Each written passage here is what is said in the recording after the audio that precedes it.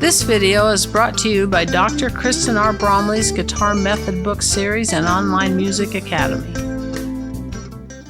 Hi, I'm Dr. Kristen Bromley. Welcome to my online academy. It's so great to be here helping you with learning to play the guitar.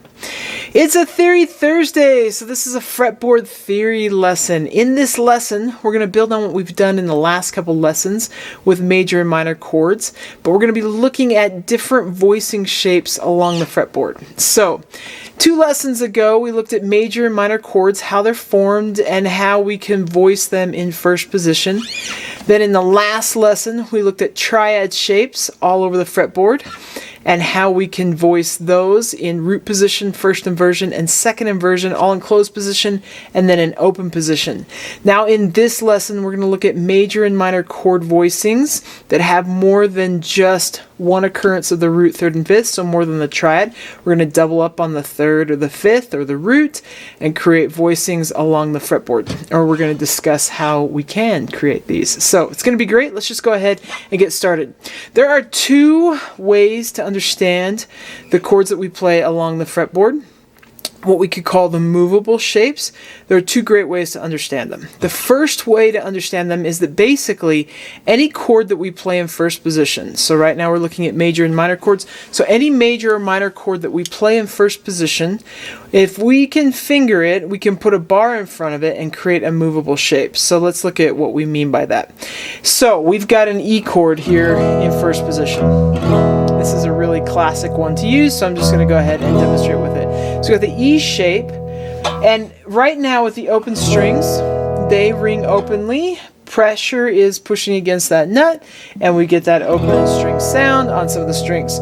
If we take with our index finger instead of the nut and press the strings down against a fret, we shorten the length and actually change the key of the guitar. So with the open strings, the guitar rings in sort of an E minor-ish sound.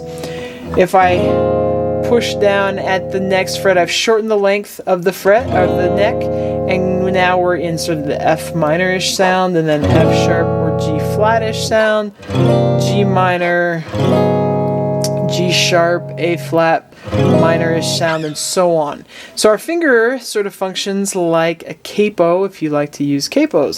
So when we have a first position chord, if we move that higher and put our bar in front of it, we will change the key, but we have this shape. And so we have the E chord shape that is now an F chord. Essentially, all we need to know is where the root note is located, and we can find any version of that in any key. So here I have got E major, and the low 6th string is the root, the low E. So as long as I can find a root, and it's going to be now in the case of what my index finger is pressing down with the bar at the 6th fret, as long as I can find a pitch, I can play a major chord using this voicing. So if I got a B flat at the 6th fret and I put that shape in front of my bar, I've got now a B flat major chord. I've got a D at the 10th fret, becomes a D major.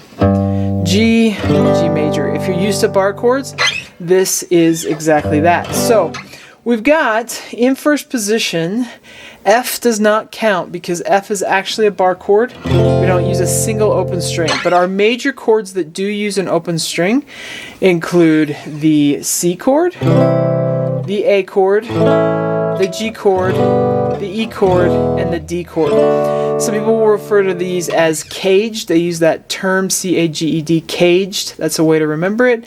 We've got the C chord. You can also just go up the musical alphabet. A, we don't use B. We have C, D, E, and then F. Both B and F are bar chords. We don't have any open strings used on those. So caged, C-A-G-E-D, is a helpful way to sort of remember what those first position chords are. And if we can physically do it, we have it with all the major chords, and some of them create minor chords as well.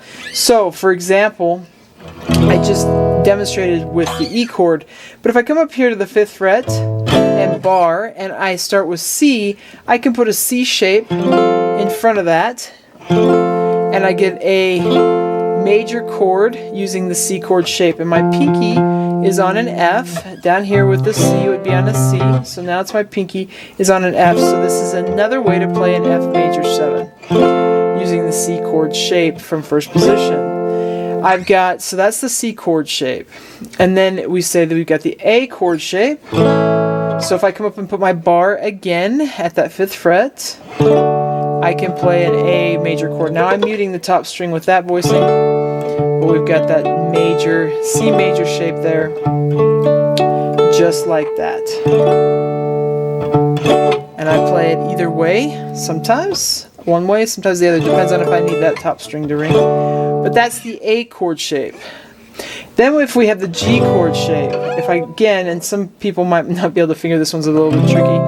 They all might be tricky for you actually, but I can put the G in front of that. And now because my root, which here is a G, up here it's a C. So now I'm playing a C chord voicing using my G chord shape. C, A, G, E, we already did the E, but if I come up here, my E is an A. I use my E shape and I'm playing an A because that's an A pitch. So using my E chord shape. And then D. If I put my D down, now this one you could say, with some of these we're not necessarily barring. I don't have to bar, I just have to catch that with my index finger at the 5th fret. I just have to catch that and I put the D chord shape there, and now I have a G chord. And I'm playing G with the D chord shape. So that's one way to understand it. When we go to minor, our G minor chord is a bar chord, so caged the C and the G, both of those to have minor chords would be to have a bar chord already, so those two don't count. But we do have E, A, and D shapes. So the E minor shape then at the 5th fret becomes A minor, and I just put my bar down and put that E minor shape in front of it. When I'm looking at the A minor, I can come up and put that A minor shape in front of the bar at the 5th fret, and because what would be my A is now a D, I have a D minor. And then for the D minor shape, I come on up and I end up with G minor, because what would be my D is now a G. Oops. So G minor. So I've got 3 minor shapes there. So that is one way to understand how to create voicings anywhere, and that's how a capo works. Another sort of really cool way to look at these voicings is with the triads that we were working on in the last lesson. So if we look at these, I'm going to go with the C. I'm just going to do this in C. We had the C major triad in root position on the top 3 strings. We looked at in the last lesson how we can come down to the next string set. What's cool is we come down to that next string set, we're going to get down there, we're going to get to a point, physically, we can't play all of these string sets together. So, when I look at this one coming from the top, I can play those two together. In essence, I have a doubling up of that 5th of the chord there, and then I just throw a root on the bottom. So, everything's in closed position, triad notes on top of each other, sort of the triad inversions on top of each other, with the root on bottom. We skip from the root to the 5th, and then we have root, 3, 5, and we get another way of looking at our A major chord, bar chord, our A major shape, A major chord that can be a shape for a bar. So there's that one. We can come look again from the top, this time with the root on top, 5th and 3rd, so I'm in first inversion. We learned how we can come down. Now with that one, because I got that root on the bottom, we actually get our little 4-string F chord shape right there, which could be an E chord as well, but we usually play all 6 strings. So I have 2 triads on top of each other, and I end up with that F chord shape or that E chord shape, but we more often associate it with the F, which is just a C here. It's a C, a 4-string C.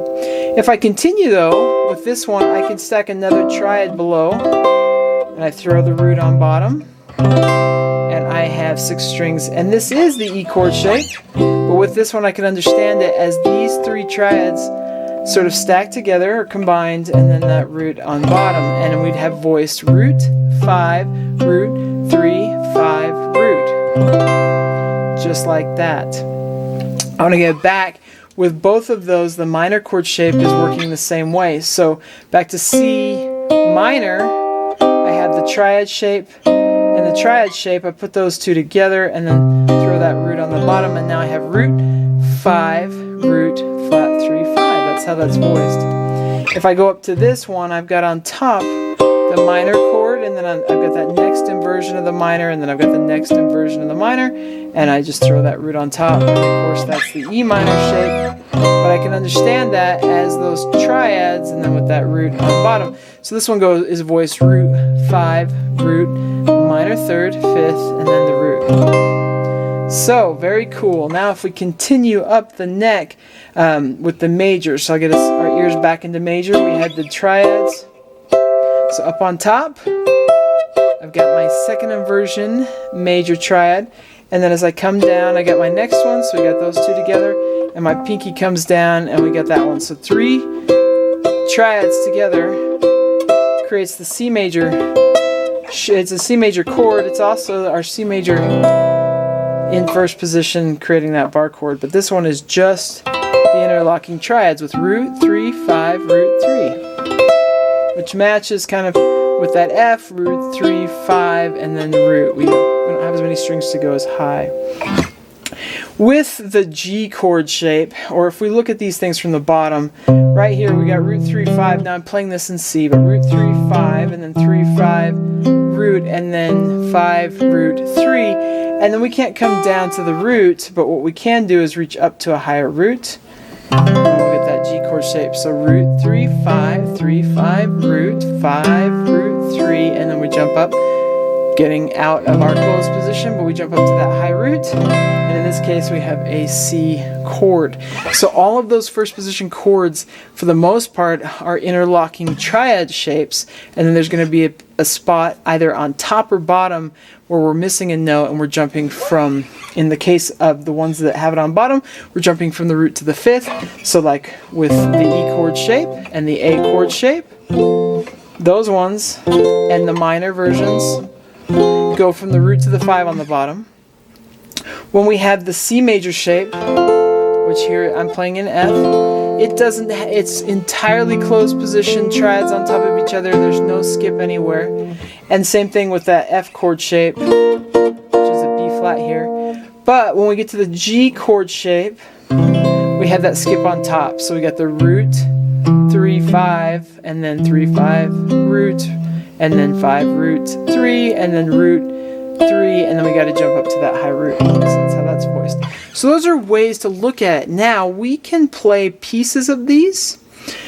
We can have inversions where we don't have the root on the bottom, but we can create voicings with combinations of triads. We don't always have to have all 6 strings. We can just have pieces of it.